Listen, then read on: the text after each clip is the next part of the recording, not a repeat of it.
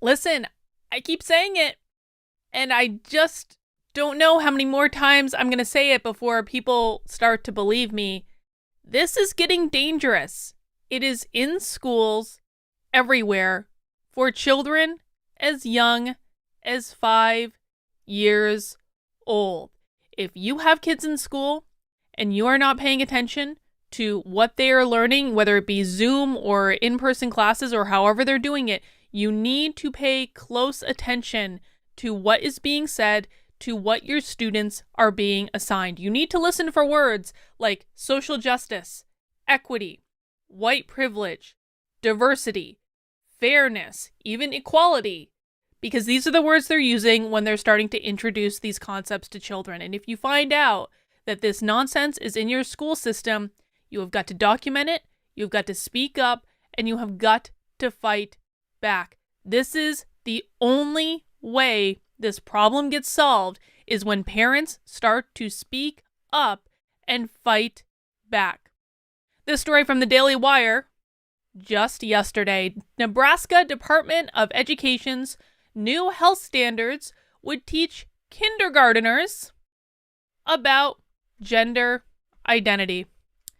The Nebraska Department of Education released a new health education framework that would teach kindergarteners about sexual and gender identity. Now, I don't know about you guys, but what I remember from kindergarten is they taught us to do the alphabet.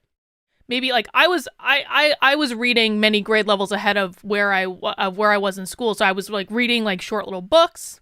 I was coloring. I was doing recess. That's what I remember from my kindergarten experience. I don't know about you, but I do not recall learning about my sexual or gender identity when I was 5 years old, and I think that I probably would have been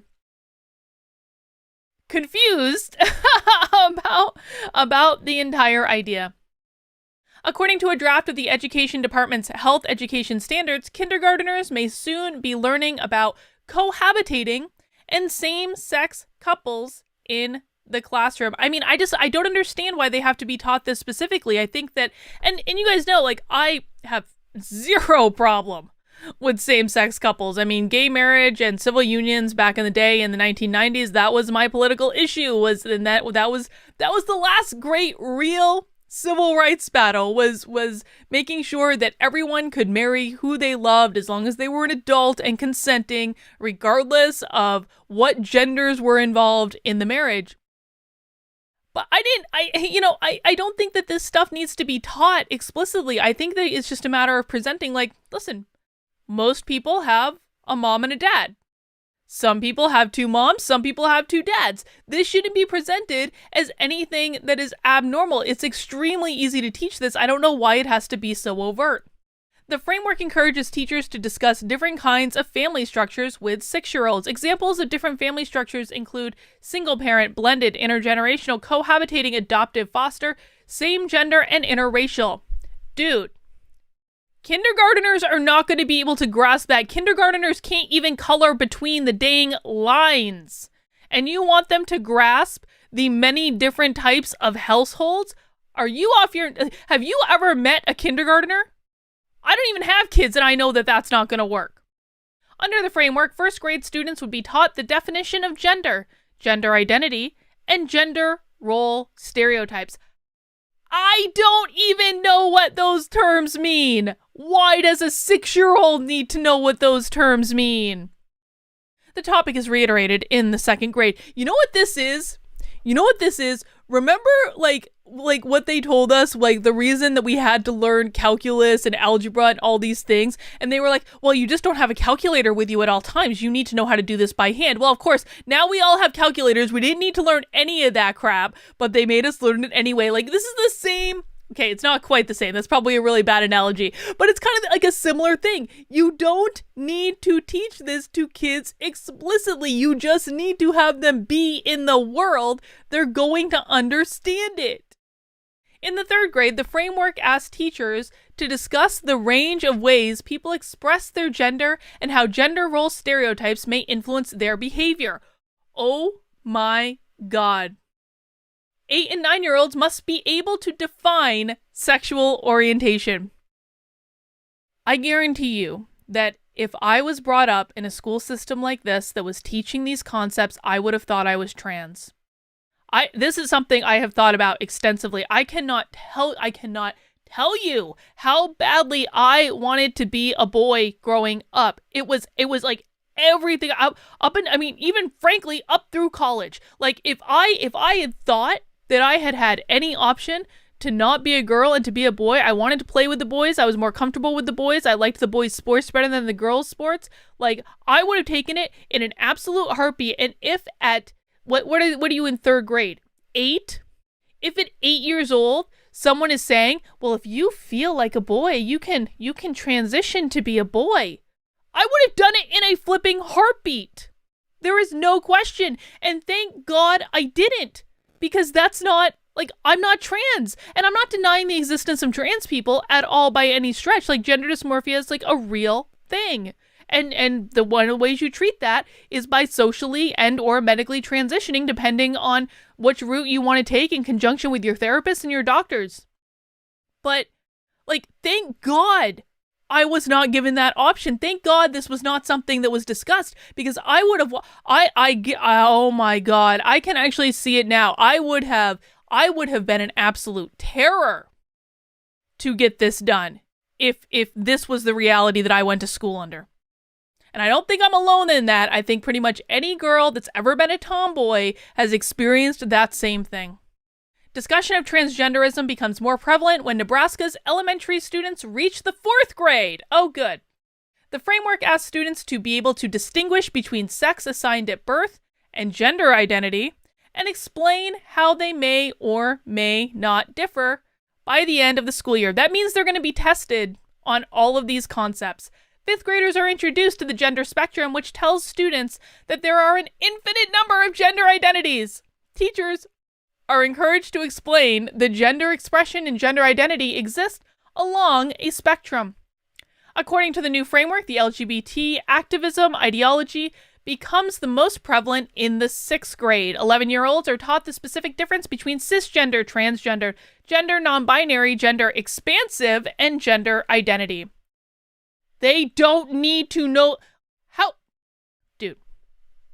how is any of this going to make them better at math? How is any of this going to make them better at reading and writing? How is any of this going to teach them actual, like, history? Well, we know they're not really learning the real history of the country. They're learning the racist history of the country. How is any of this going to actually teach them real world skills? It's not. The answer is it's not. It's not going to make them better at math. It's not going to make them better at reading. It's not going to make them better at writing. It's not going to make them more confident. It's not going to make them better at speaking. It's not going to be about anything else other than advancing this ideology. 6th graders are also asked to define sexual identity and explain a range of identities related to sexual orientation. Examples include being heterosexual, bisexual, lesbian, gay, queer, two-spirit, asexual, and pansexual. The 6th grade framework spurs conversations about how prejudice, discrimination, intolerance, and bias can allegedly lead to violence. 6th graders are 11 years old. 11 years old. 11 years old.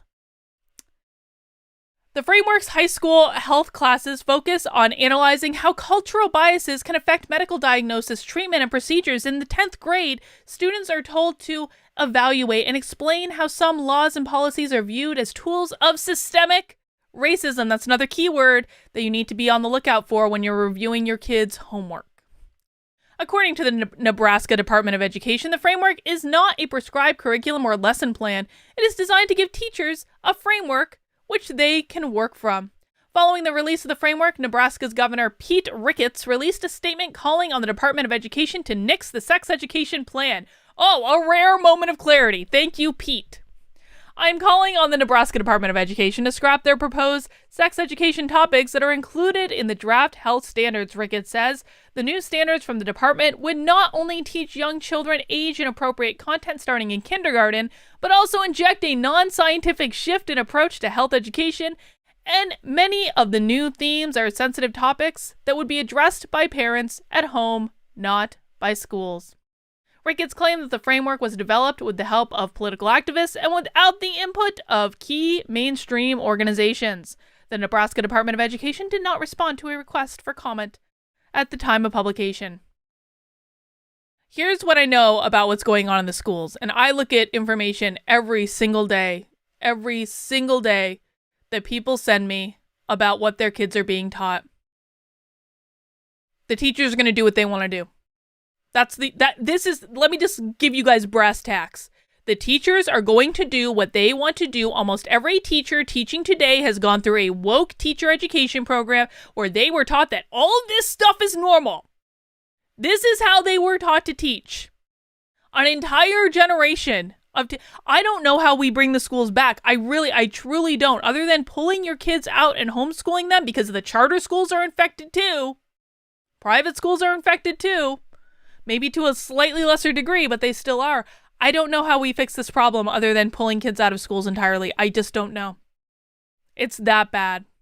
So again, make sure you're watching your kids' homework. Make sure you see what they're learning. Make sure that you are speaking up. And again, don't look for something that's as overt as any of this. They're going to start small. They're going to start with just using these buzzwords: systemic racism, privilege, power, diversity, equity, inclusion, things like that. That's what they're going to start out with. And then it builds on each other. Oh, and you can see here over the course of years until they produce little social justice warriors who somehow mysteriously got indoctrinated into this ideology when their parents weren't paying attention. It is what it is, folks. It is what it is. That's all I've got for right now. I'll see you soon.